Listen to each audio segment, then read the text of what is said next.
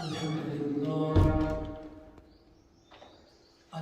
لله وكفى الصلاة والسلام على سيد الأنبياء أما بعد فأعوذ بالله من الشيطان الرجيم بسم الله الرحمن الرحيم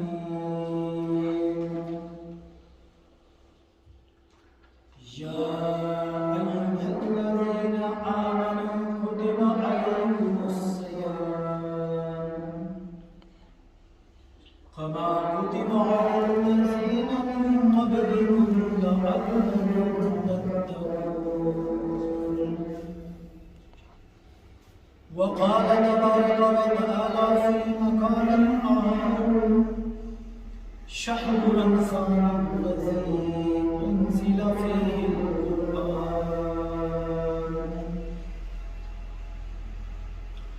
وقال تبارك وتعالى في مقام آخر يا أيها الذين آمنوا اتقوا الله وقولوا قولا سديدا يصلح لكم أعمالكم ويغفر لكم ذنوبكم ومن يطع الله ورسوله فقد فاز فوزا عظيما وقال تبارك وتعالى في مقام آخر الصوم لي وأنا أجزي صدق الله العظيم وصدق الرسول النبي الأمي الكريم إن الله وملائكته يصلون على النبي يا أيها الذين آمنوا صلوا عليه وسلموا تسليما محبت کے ساتھ تشریف پڑھیں اللهم صل على محمد وعلى آل محمد كما صليت على إبراهيم وعلى آل إبراهيم إنك حميد مجيد اللهم بارك على محمد وعلى آل محمد كما باركت على إبراهيم وعلى آل إبراهيم إنك حميد مجيد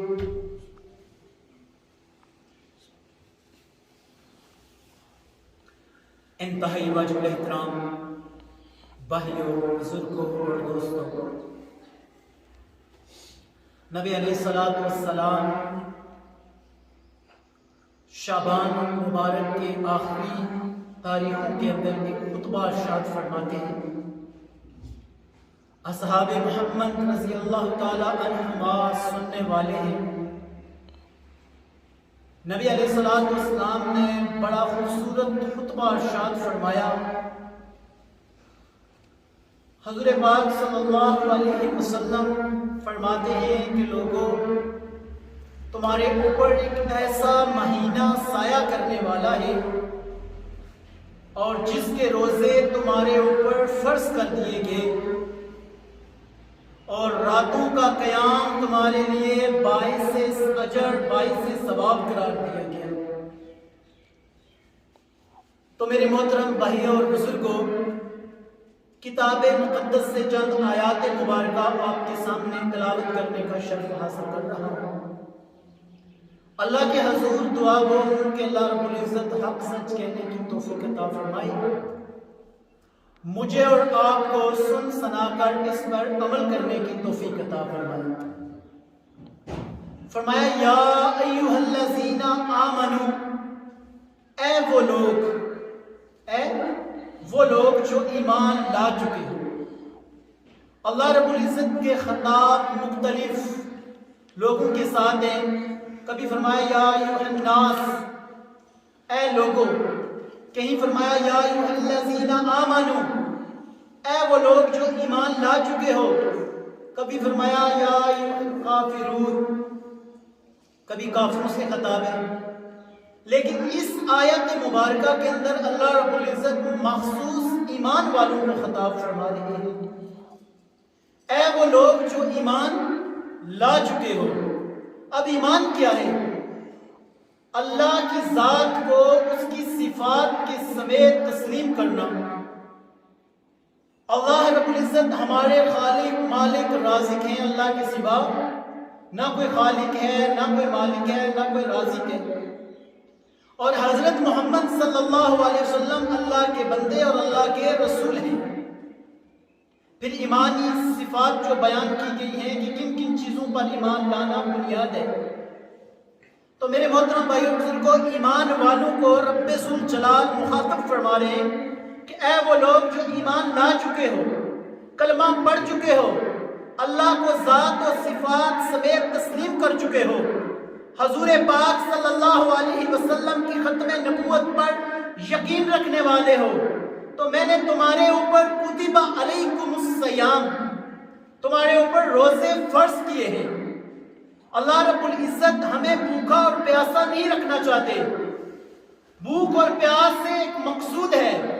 اللہ کیا چاہتے ہیں؟ اسی آیت مبارکہ کے اندر رب کائنات ارشاد فرماتے ہیں یا ایھا الذین آمنوا کتب علیکم الصیام، میں نے تمہارے اوپر روزے فرض کر دیے گئے، کما کتب علی الذین من قبلکم، صرف تمہارے اوپر فرض نہیں کر رہا بلکہ تم سے پہلے جو لوگ آئے تھے، تم سے پہلے جو قومیں گزری تھی، ان سب کے اوپر بھی روزوں کو فرض کر رہا تھا۔ تو میرے محترم بھائیو بزرگوں، یہاں اللہ روزوں کی فرضیت کا اعلان کرتے ہوئے ساتھ یہ پیغام دے رہے ہیں کہ میں نے صرف تمہارے اوپر روزے فرض نہیں کیے بلکہ تم سے پہلے جو لوگ آئے تھے، تم سے پہلے جو امتیں آئی تھیں، ان کے اوپر بھی روزوں کو فرض کیا تھا۔ میرے اللہ کیوں؟ بھوک اور پیاس سے مقصود کیا ہے؟ کیا چاہتے ہیں آپ؟ ہم کو بھوکا اور پیاسا رکھ کر رب کائنات فرماتے ہیں لعلکم تتقون، تاکہ تم پرہیزگار بن جاؤ، متقی بن جاؤ، اللہ سے ڈرنے والے بن جاؤ۔ اب قرآن مجید کے مختلف مقامات پر آپ مختلف عبادات کو دیکھتے ہیں۔ اگر قرآن کو ترجمے کے ساتھ آپ پڑھیں تو آپ کو پتہ چلے گا اللہ رب العزت نے اس نقطے کو جا بجا مختلف مقامات پر ذکر فرمایا اور فرمایا کہ ایمان والو تقوی اختیار کرو، ایمان والو اللہ سے ڈرنے والے بن جاؤ۔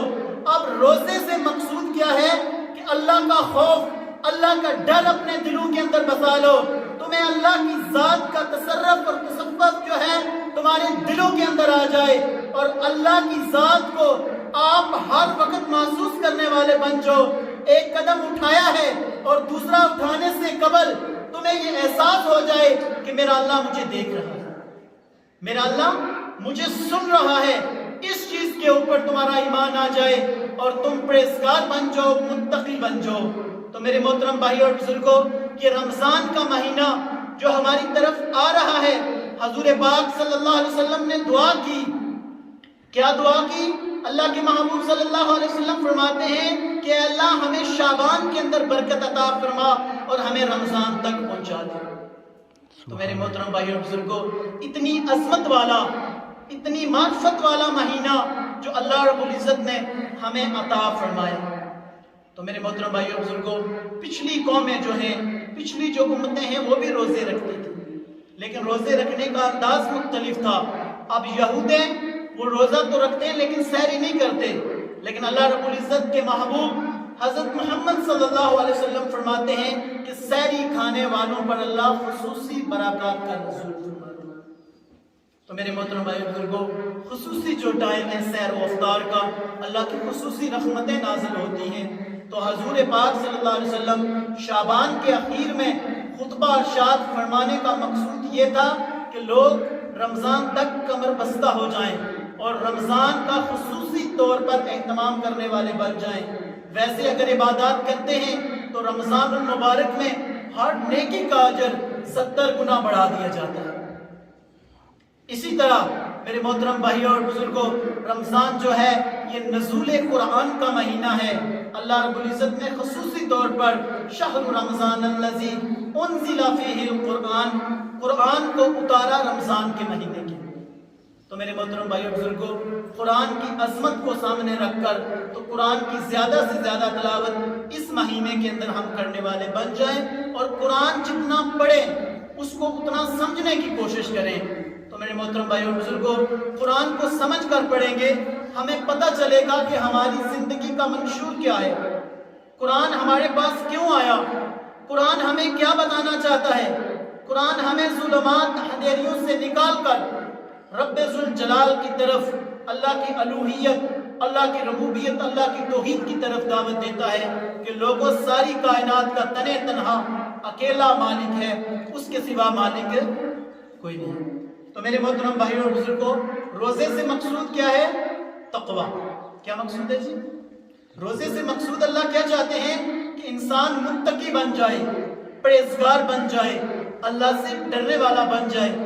اب روزہ ایک راستہ ہے، رمضان المبارک جیسا مہینہ جو اللہ رب العزت نے ہمیں اپنے محبوب حضرت محمد صلی اللہ علیہ وسلم کی برکت سے عطا فرمایا، جو پچھلی امتوں کو ملا لیکن مخصوص رمضان کا مہینہ نہیں ملا. چند ایام کے روزے تھے یا مختلف قوموں کا انداز مختلف تھا. تو میرے محترم بھائیو بزرگوں، اللہ رب العزت نے ہمیں روزہ عطا فرمایا. اب روزے کا کیا مطلب ہے کہ جلا دینا. رمضان کا مہینہ کیا ہے؟ جلا دینا. رمضان کے اندر اللہ رب العزت امت محمدیہ کے گناہوں کو جلا دیتی ہے. تو یہ رمضان ہم نے تمام کے ساتھ گزارنا ہے. اس رمضان کے اندر زیادہ سے زیادہ ہم نے عبادات کرنی ہے، اللہ کے قرآن کو سمجھنے کی کوشش کرنی ہے، اور اپنے مسلمان بھائیوں کے ساتھ خیر خواہی کرنی ہے. تو میرے محترم بھائیوں اور بزرگوں، اللہ چاہتے ہیں کہ یہ ایک مہینہ انسان مشق کر لے تو باقی پورا سال اس پر چلنا آسان ہو جائے گا. تو تقوی سے مراد کیا ہے؟ رمضان سے مقصود کیا ہے؟ تقوی. اور تقوی سے مقصود کیا ہے؟ اللہ رب العزت مختلف مقامات پر تقوی کو بیان کرتے ہیں. بنی اسرائیل میں ایک واقعہ ملتا ہے. 3 آدمی گزر رہے ہیں ایک راستے کے اندر، پہاڑیوں کے دامن میں سے گزر رہے ہیں. اچانک بارش آ گئی، طوفان آ گیا تو وہ چلے گئے. پہاڑی کے دامن کے اندر ایک غار ہے، وہ غار کے اندر پناہ لے لیتے ہیں. آپ اوپر سے سلائیڈنگ ہو رہی ہے، اوپر سے ایک بڑی چٹان آ کر غار کا دروازہ، غار کا منہ بند کر دیتی ہے اور وہ اندر قید ہو جاتے ہیں. میرے محترم بھائیو بزرگوں، تقوی کی برکات کیا ہے؟ اب ان میں سے ایک آدمی بولا، اس نے کہا میرے مولا، میرے گھر میں میرے بوڑھے ماں باپ تھے اور میں بکریوں کا چرواہا ہوں، میں بکریوں کا دودھ نکالتا اور سب سے پہلے اپنے بوڑھے ماں باپ کی خدمت میں پیش کرتا. میرے اللہ، اگر یہ کام، میرا عمل یہ تجھے پسند ہے تو مجھے اس عمل کا واسطہ ہے کہ اللہ نکلنے کی کوئی سبیل بنا دے. حدیث میں آیا کہ وہ چٹان تھوڑی سی پیچھے ہٹی. اب دوسرا کہنے لگا میرے اللہ، میں بڑا گناہگار آدمی تھا، میری زندگی گناہوں کے اندر فاسق اور فاجر تھا، تو میں نے ایک عورت کو تیار کیا. جب اس کے ساتھ اپنی خواہش نفسانی پورا کرنے لگا تو اس نے کہا کہ دیکھ، میں کوئی فاحشہ اور بدکردار عورت نہیں ہوں، میری مجبوری مجھے یہاں تک لے کے آئی ہے، اللہ سے ڈر. میرے اللہ، مجھے تیرا خیال آ گیا اور میں نے وہ عمل چھوڑ دیا فقط تیرے ڈر کی وجہ سے. تو حدیث میں آیا وہ چٹان تھوڑی سی اور آگے چلی گئی. اب نکلنا پھر بھی مشکل تھا. اب تیسرا کہنے لگا کہ میرے اللہ، ایک بندے نے میرے پاس کچھ امانت رکھی تھی. اب وہ چند پیسے تھے، چند روپے تھے، اس دور کی جو بھی کرنسی تھی. اب وہ بندہ غائب ہو گیا. میں کافی عرصہ اس کو تلاش کرتا رہا لیکن وہ بندہ مجھے ملا نہیں. میرے اللہ، میں نے اس پیسوں سے ایک بکری لی اور پہاڑوں کے اندر اس کو چھوڑ دیا، جنگل کے اندر چھوڑ دیا. اللہ تو اس کے اندر برکتیں دیتا رہا. اللہ رب العزت نے حلال کے اندر برکت رکھی تو برکت دیتا رہا. ایک بکریوں کا بہت بڑا ریوڑ بن گیا. اب ایک مدت گزر جانے کے بعد وہ بندہ آ گیا. اس نے کہا میری وہ امانت، اب مجھے اس کی ضرورت ہے. تو فرمایا وہ پہاڑیوں کے دامن کے اندر ایک بکریوں کا بہت بڑا ریوڑ وہ تمہارا ہے. وہ کہنے لگا کیوں مذاق کرتے ہو، میرے اندر چھوٹے سے رقم تھی جس سے ایک بکری بھی بڑی مشکل سے مل رہی تھی، اتنا بڑا بکریوں کا ریوڑ. فرمایا کہ مجھے وہ رقم تیری امانت سمجھ کر میں نے بکری خرید کر چھوڑ دی، اللہ اس کے اندر برکتیں دیتا رہا، وہ سارے کا سارا ریوٹ تمہارا۔ تو میرے اللہ اگر یہ میرا عمل تجھے پسند ہے تو نکلنے کی کوئی سبیل بنا دے۔ فرمایا حدیث کے اندر آتا ہے کہ وہ چٹان تھوڑی سی اور کھسکی اور درمیان میں سے راستہ بن گیا، اللہ نے نکلنے کی سبیل بنا دی تقوی کی برکت سے۔ تو میرے محترم بھائی اور بزرگوں، اللہ رب العزت تقوی پر انعامات بڑے عطا فرماتے ہیں۔ 22واں پارہ سورہ احزاب کے اندر اللہ رب العزت ارشاد فرماتے ہیں، یا ایھا الذین آمنوا، یا ایھا الذین آمنوا اتقوا اللہ، اے وہ لوگ جو ایمان لے آئے ہو تقوی اختیار کرو۔ کیا اختیار کرو؟ تقوی اختیار کرو، یعنی میں اللہ سے ڈرنے والے بن جاؤں۔ اور دوسرا وَقُولُوا قَوْلًا سَدِيدًا، حق کو حق کہو، حق بات کو کبھی جان بوجھ کر نہ چھپانا۔ دو کام کرنے والے تم بن جاؤ، ایک حق کو حق کہنے والے اور دوسرا تقوی اللہ کا ڈر پرہیزگاری اختیار کرنے والے بن جاؤ۔ تو پھر کیا ہوگا؟ وَقُولُوا قَوْلًا سَدِيدًا، سیدھی بات کرنا، حق کو حق کہنا، یُصْلِحْ لَكُمْ أَعْمَالَكُمْ، اور تمہارے تمام اعمال کو میں درست کر دوں، وَيَغْفِرْ لَكُمْ ذُنُوبَكُمْ، اور تمہاری بخشش کر دوں گا۔ میرے محترم بھائی اور بزرگوں، کتنی بڑی بات ہے، دو کام کرنے پر اللہ رب العزت گارنٹی دے رہے ہیں۔ ایک تو تمہاری بخشش کر دوں گا، وہاں تمہارے اعمال وہاں سے بناؤں گا جہاں سے تمہارے گمان بھی نہ ہوگا۔ وَمَن يُطِعِ اللَّهَ وَرَسُولَهُ فَقَدْ فَازَ فَوْزًا عَظِيمًا، اللہ اور اس کے رسول کی اطاعت کرتے رہو اور کچھ شک نہیں کہ وہ مراد کو انسان پہنچے۔ تو میرے محترم بھائی اور بزرگوں، روزے سے مقصود تقوی ہے اور تقوی سے مقصود اللہ کی معرفت، اللہ کی ذات کا دھیان اور اللہ کی پہچان ہے۔ میرے محترم بھائی اور بزرگوں، جب تقوی دلوں کے اندر آ جاتا ہے تو پھر کیفیت بدل جاتی ہے، پھر زندگی گزارنے کے معیار اور میزان بدل جاتے ہیں۔ پھر انسان ایک قدم اٹھانے کے بعد دوسرا اٹھانے کے لیے یہ سوچتا ہے کہیں میرا یہ قدم نافرمانی کی طرف تو نہیں اٹھ رہا، بغاوت کی طرف تو نہیں اٹھ رہا۔ میرے محترم بھائی اور بزرگوں، اللہ والے اس چیز کا خصوصی اہتمام کیا کرتے تھے۔ حضرت عبداللہ ابن مبارک، حضرت مبارک غلام ہیں اور غلامی والی زندگی ہے، سب سے پست زندگی کی حقیقت۔ میرے محترم بھائی اور بزرگوں، غلام تو اپنی مرضی بھی نہیں کر سکتا، تو مالک نے کہا باغ کی چوکیداری کرنی ہے۔ 5 سال باغ کا مالی بن کر باغ کی چوکیداری کرتے رہے۔ جناب مبارک رحمہ اللہ تابعین میں ان کا شمار ہوتا ہے۔ تو آپ باغ کی چوکیداری کر رہے ہیں، باغ کے اندر مالی ہیں، 5 سال گزر گئے۔ 5 سالوں کے بعد ایک دن مالک باغ کے اندر آ گیا۔ اس نے کہا جناب مبارک کوئی انار لایا جائے، میں چکھوں، ٹیسٹ کروں کیسا ہے۔ تو جناب مبارک ایک انار لے کر حاضر ہوتے ہیں۔ جب مالک کی خدمت کے اندر پیش کیا، انار ترش تھا، کھٹا تھا۔ کہنے لگے کہ یہ نہیں، کسی اور پیڑ سے، کسی اور درخت سے لایا جائے۔ جب دوسرے درخت سے لایا گیا تو انار کھٹا اور ترش تھا۔ جب تیسرے درخت سے لایا گیا وہ انار بھی ترش تھا۔ مالک کا پارا چڑھ جاتا ہے، غضبناک ہونے لگتا ہے، غصہ آ جاتا ہے، کتنا نالائق غلام ہے تو، 5 سال ہو گئے باغ کی چوکیداری کرتا رہا، 5 سالوں کے اندر تمہیں اتنا بھی پتہ نہ چل سکا کون سا درخت کھٹے انار دیتا ہے اور کون سا درخت میٹھے انار دیتا ہے۔ جناب مبارک ہاتھ باندھ کے رونے لگ جاتے ہیں۔ فرمایا حضرت میں اس میں بے قصور ہوں۔ پوچھا کیوں بے قصور ہے؟ فرمایا 5 سال تو تجھے ہو گئے، 5 سالوں میں تمہیں پتہ نہ چل سکا۔ حضرت مبارک کہنے لگے کہ جناب 5 سال آپ کے باغ کی چوکیداری تو کرتا رہا، 5 سال آپ کے باغ کا مالی بن کر پانی تو لگاتا رہا، لیکن نار کھانے کی اجازت آپ نے دے نہیں رکھی تھی، اسی لیے 5 سال آپ کے باغ کے کسی درخت کے کسی پھل کو چکھا تک، اس لیے کہ میرا اللہ مجھے دیکھ رہا۔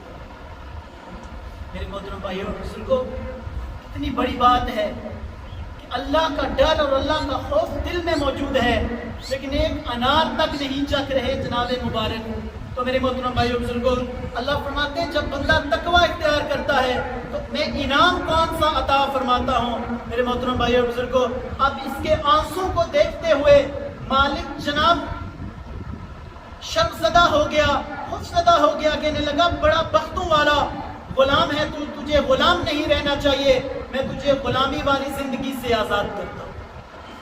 یہ تقوی پر انعام مل رہا ہے۔ کیا انعام مل رہا ہے جی؟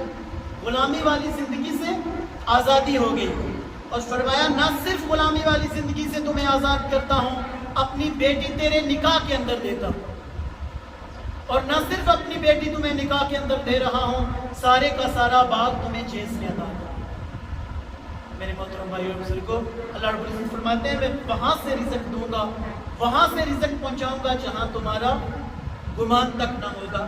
غلامی والی زندگی میں جناب تقوی اختیار کیا جناب مبارک نے، اللہ رب العزت نے غلامی والی زندگی سے آزاد کیا، اور مالک کی بیٹی دلہن بن کے گھر میں آئی اور سارے کا سارا باغ چیز میں۔ میرے محترم بھائیو بزرگوں، جب والدین تقوی اختیار کرتے ہیں، جب والدین اللہ کا خوف اور اللہ کا ڈر اپنے دلوں میں بساتے ہیں، پھر آگے اولاد حضرت عبداللہ بن مبارک کے نام سے دنیا جانتی ہے، جن کے بڑے بڑے شاگرد امام بخاری جیسے عظیم القدر لوگ بھی ان کے شاگردوں میں آتے ہیں، اور جن کے دورہ حدیث سے ایک ایک وقت میں 40,000 علماء فیض یاب ہوئے۔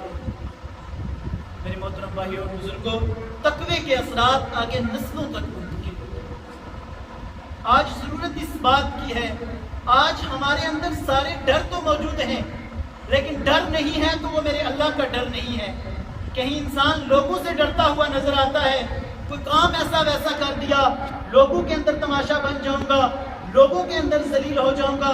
کہیں باپ بیٹے سے ڈرتا ہوا نظر آتا ہے، اور کہیں بیٹا باپ سے ڈرتا ہوا نظر آتا ہے، کہیں خامد بیوی سے ڈرتا ہوا نظر آتا ہے، اور کہیں بیوی خامد سے ڈرتی ہوئی نظر آتی ہے، اور کہیں پہ کس چیز کا ڈر ہے تو کہیں پہ کس چیز کا ڈر ہے۔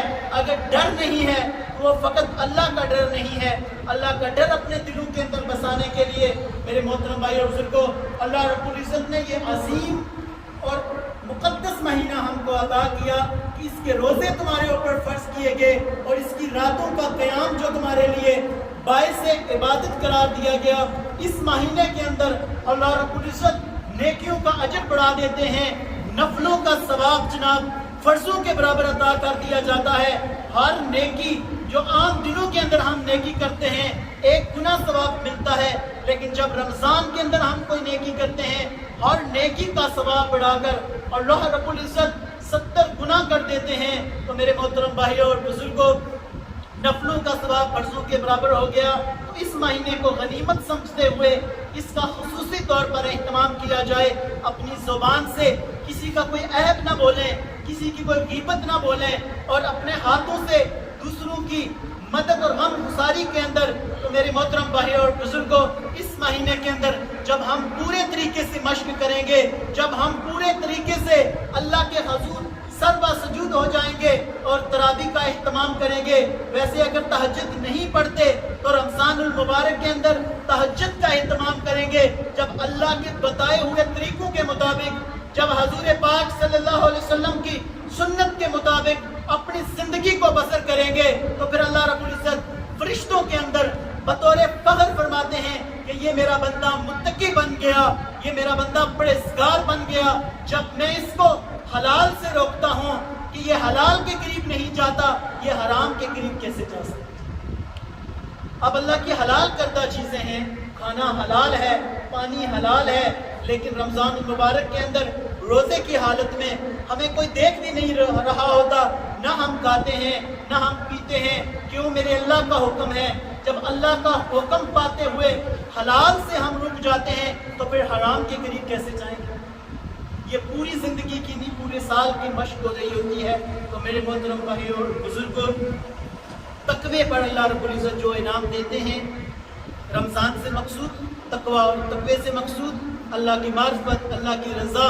اور جس طرح کہ آج ہم اگر محاسبہ کریں پورے قرآن کے اندر، میں نے پہلے بھی کہا کہ جتنی بڑی بڑی عبادات ہیں سورہ حج کو اللہ رب العزت نے بیان کیا، حج کے مسائل کو بیان کیا، اور آخر پہ فرمایا حج سے مقصود کیا ہے؟ تقویٰ۔ نماز کو بیان کیا اور نماز کے فضائل کو بیان کیا، کم و بیش 750 مرتبہ اللہ رب العزت نے نماز کو ذکر کیا، اور جب نماز کو بیان کر کے فرمایا نماز سے مقصود کیا ہے؟ تقویٰ، اللہ کی معرفت، اللہ کی ذات کی پہچان۔ تو میرے محترم بھائیو بزرگوں، جتنی بڑی بڑی عبادات دیکھیں گے ان سے مقصود تقویٰ ہے۔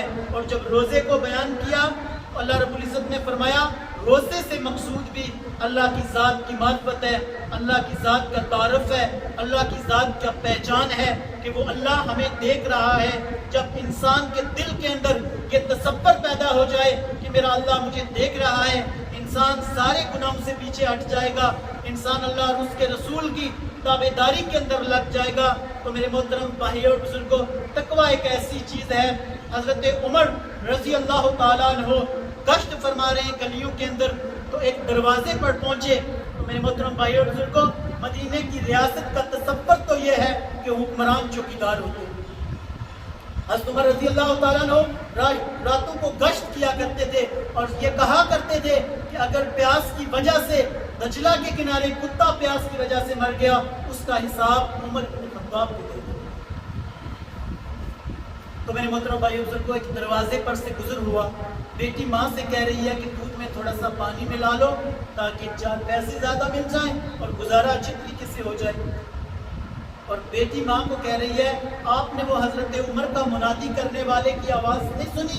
من غش لیس منی، جس نے ملاوٹ کی وہ ہم میں سے نہیں۔ اور بیٹی ماں سے یہ کہتی ہے، اور ماں بیٹی کو جواب میں کہتی ہے کہ کہاں حضرت عمر، اور کہاں حضرت عمر کا وہ منادی کرنے والا؟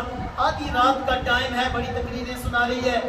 یہ دروازے پر حضرت امیر المومنین یہ ساری باتیں سن رہی ہیں، اور وہاں سے واپس آتے ہیں اپنے گھر کے اندر، اپنی بیوی سے کہتے ہیں کہ اٹھ چلتے ہیں کہ میں نے ایک بہو تلاش کی۔ فرمایا کون سی وہ شہزادی ہے جو امیر المومنین کی بہو بنے گی؟ فرمایا وہ شہزادی ہے لیکن وہ ایمان کی شہزادی ہے۔ تو میرے محترم بھائیو بزرگوں، جھونپڑے کے اندر سے ایک بچی نے تقویٰ اختیار کیا، اللہ نے اس جھونپڑے سے اٹھایا، امیر المومنین کی بہو بنا۔ یہ تقوی پر انعام ہے۔ اور امیر المومنین حضرت عمر رضی اللہ تعالیٰ عنہ جب کسی خاص فیصلے کے لیے جانا ہوتا اپنی بہو کو بلاتے اور کہتے کہ بیٹی وہ بات تو ذرا کہہ، وہ کون سی بات کرنی ہے؟ فرمایا عمر تو نہیں دیکھ رہا، عمر کا رب تو دیکھ۔ حضرت عمر بن عبدالعزیز 3 برے اعظم کے حکمران بن جاتے ہیں۔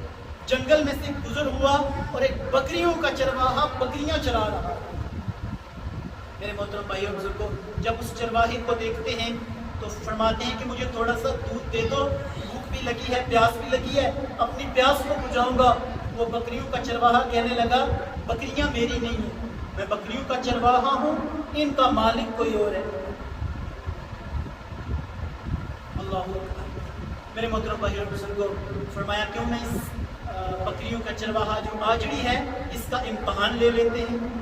فرمایا ایک بکری مجھے بیچ دے اور جب مالک تم سے پوچھے کہنا بکری بیڑیا لے گیا، بکری بیڑیا لے گیا۔ وہ بکریوں کا چرواہا کس قدر اللہ کی ذات کو پہچان رہا تھا۔ اس نے کہا میں اس مالک کو تو کہہ دوں گا کہ بکری بیڑیا لے گیا، فَأَيْنَ اللَّهُ، اللہ کہاں چلے۔ تو حضرت عمر بن عبدالعزیز جب بھی کسی مجلس کے اندر بیٹھتے کہتے بکریوں کا تھا تو بکریوں کا چرواہا، لیکن بات بڑی زبردست ہے۔ میرے محترم بھائیو بزرگوں، آج ضرورت اس چیز کی ہے کہ آج اللہ رب العزت نے ہمیں رمضان جیسا مقدس مہینہ جو ہمارے بالکل قریب ہے، کتنے ہمارے دوست و احباب ایسے تھے جو پچھلے رمضان میں تو ہمارے ساتھ تھے، آج ہمارے ساتھ نہیں ہے۔ یہ مہینہ اللہ رب العزت نے ایک پیکج کے طور پر ہمیں عطا فرمایا ہے، اور اس مہینے کے اندر اللہ فرماتے ہیں ایک ایسی رات دے رہا ہوں جو رات 1000 مہینوں سے بہتر ہے۔ میرے محترم بھائی بزرگوں، اس مہینے کا خصوصی طور پر ہم سارے اہتمام کریں گے، اپنے دوست و احباب کو مسجد والا بنائیں گے، کوشش کریں گے کہ ہمارے دوست و احباب ہم سے پوچھا جائے گا ہمارے گھر والوں کے متعلق، ہمارے دوست و احباب کے متعلق کہ آپ خود تو روزہ رکھ رہے ہیں، خود تو نمازیں پڑھ رہے ہیں، لیکن آپ کے دوست و احباب اس سے دور ہیں۔ اس کے بارے میں ہم سے پوچھا جائے گا. ہم نے خود بھی اس کا اہتمام کرنا ہے اور اپنے دوسرے بھائیوں تک بھی اس پیغام کو پہنچانا ہے. کوشش کریں گے انشاءاللہ. انشاءاللہ. جو کچھ کہا سنا اللہ